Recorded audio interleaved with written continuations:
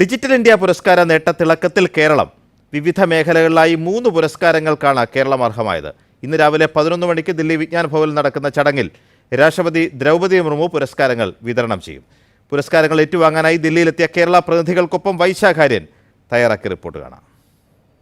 കേന്ദ്ര IT മന്ത്രാലയം ഈ വർഷം പ്രഖ്യാപിച്ച ഡിജിറ്റൽ ഇന്ത്യ അവാർഡുകളിൽ 22 എണ്ണത്തിൽ 3 എണ്ണം നമ്മുടെ കേരളത്തിനാണ് ലഭിച്ചിരിക്കുന്നത്. പ്രധാനപ്പെട്ട 3 വിഭാഗങ്ങളിലായിട്ടാണ് കേരളം ഈ നേട്ടം സ്വന്തമാക്കിയത്. ഒന്ന്, ഡിജിറ്റൽ വർക്ക് ഫോഴ്സ് മാനേജ്മെൻറ്റുമായി ബന്ധപ്പെട്ട് KDISC തയ്യാറാക്കിയ വെബ്സൈറ്റിനുള്ള പ്ലാറ്റിനം അവാർഡാണ് ഏറ്റവും ആദ്യത്തേത്. രണ്ടാമത്തേത് കോട്ടയം ജില്ലാ ഭരണകൂടത്തിൻ്റെ വെബ്സൈറ്റ്, അത് ഏറ്റവും മികച്ച വെബ്സൈറ്റുകളിലായിട്ട് ജില്ലാ ഭരണകൂടങ്ങളുടെ വെബ്സൈറ്റായിട്ട് അതിന് ഗോൾഡ് മെഡൽ ലഭിച്ചിരിക്കുന്നു. മൂന്നാമത്തേത് ക്ഷീര വികസന വകുപ്പിൻ്റെ വെബ്സൈറ്റിനും കേരളത്തിൽ സിൽവർ മെഡലും ലഭിച്ചിട്ടുണ്ട്. ഈ 3 അവാർഡുകളും ഏറ്റുവാങ്ങുന്നതിന് വേണ്ടിയിട്ട് കേരളത്തിൽ നിന്നും എത്തിയ വിവിധ വകുപ്പുകളിലെ ഉദ്യോഗസ്ഥരാണ്. പ്രധാനമായിട്ടും സ്വകാര്യ മേഖലയിലെ തൊഴിലുകൾ, സർക്കാരിൻ്റെ തൊഴിൽ PSCയും അതുപോലുള്ള സൈറ്റുകൾ വഴിയാണല്ലോ കൈകാര്യം ചെയ്യുന്നത്. ഇതിൽ നമ്മൾ സ്വകാര്യ മേഖലയിലെ തൊഴിൽ എംപ്ലോയീസ് വന്നിട്ട് അവരുടെ വേക്കൻസീസ് ഇതിൽ റിപ്പോർട്ട് ചെയ്യുന്നു.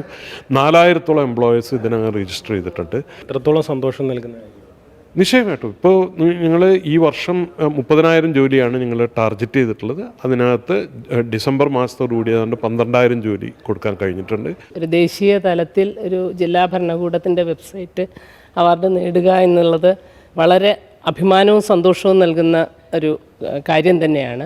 Government of India guidelines for website, ആ മാനദണ്ഡങ്ങൾ പൂർണ്ണമായും പാലിക്കപ്പെട്ട ഒരു വെബ്സൈറ്റ് എന്നുള്ള നിലയിലാണ് കോട്ടയം ജില്ലാ ഭരണകൂടത്തിൻ്റെ ഈ സൈറ്റ്, ഈ അവാർഡ് കോട്ടയം.gov.in എന്നതാണ് സൈറ്റ്. മൂന്നാമത് അവാർഡ് കിട്ടിയത് ക്ഷീരവികസന വകുപ്പിൻ്റെ. ഏതാണ് വെബ്സൈറ്റ്, എന്താണ് പ്രത്യേകത? ക്ഷീരശ്രീ പോർട്ടൽ എന്ന പ്രോജക്റ്റിനാണ് നമുക്ക് സിൽവർ മെഡലാണ് ലഭിച്ചിട്ടുള്ളത്. Digital initiatives at grass root level എന്നുള്ള കാറ്റഗറിയിലാണ് നമുക്ക് അവാർഡ് ലഭിച്ചത്.